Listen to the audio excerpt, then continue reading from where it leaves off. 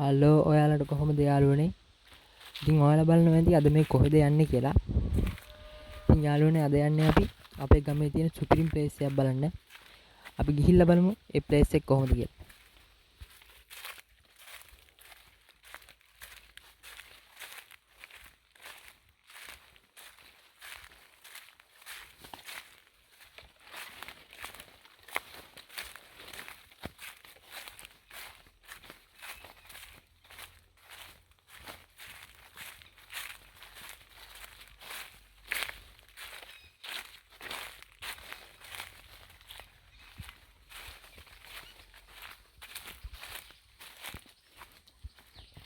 ඉතින් යාළුවනේ මේ තියෙන්නේ මම අර ඉස්සෙල්ලා වලට කියපු වැව.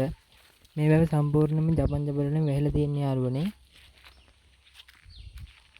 මේ වැවේ මාළු හැමක් ඉන්නවා. ජපන් ජබර නිසා අපට වතුර කිසිම තැනකින් පේන්නේ නැහැ. යාළුවනේ මේ තියෙන්නේ කුකුල් වේවැල් පඳුරක්. මේ වගේ අටු හරිම සරයි.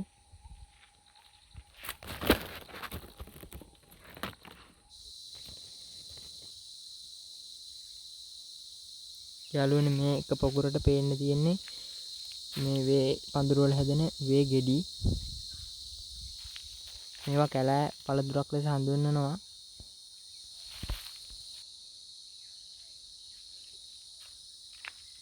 මං වේ ගෙඩි ටික කඩාගත්තා යාළුවනේ. මෙහෙම තමයි වේ ගෙඩි වල ලුක් එක තියෙන්නේ. ගෙඩිය හරිම ලස්සනයි.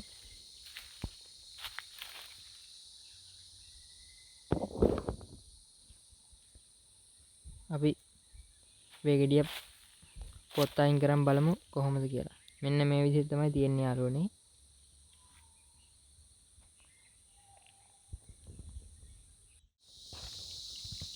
ඉතින් යාළුවනේ වේ ගෙඩිය ඇඹුල් නිසා මම මේ පොඩි වැඩක් කරන්න හදන්නේ.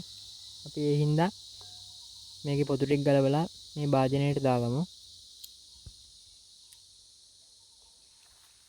මේක ගොඩක්ම නෙමෙයි ටිකක් ඇඹුලයි. ඒ නිසා අපි පොඩි ටේස්ට් එකකට හදාගමු.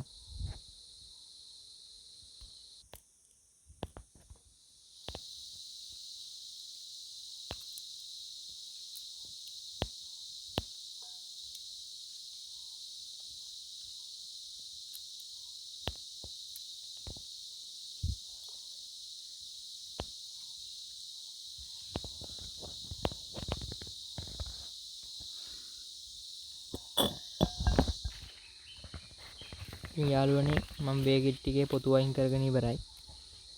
අපි දැන් මේකට ලුණු ටිකක් එකතු කරගන්න ඕනේ. ලුණු ටිකක් වැඩියෙන් එකතු කරගන්න ඕනේ. මේක ඇඹුල් ගතිය පොඩ්ඩක් තියෙන නිසා අපි සීනි ගොඩක් එකතු කරගන්න ඕන. අපි මිරිස් ටිකකුත් එකතු කරගන්නවා. ඔයාලා සර ගන්නට එකතු කරගන්න යාළුවනේ.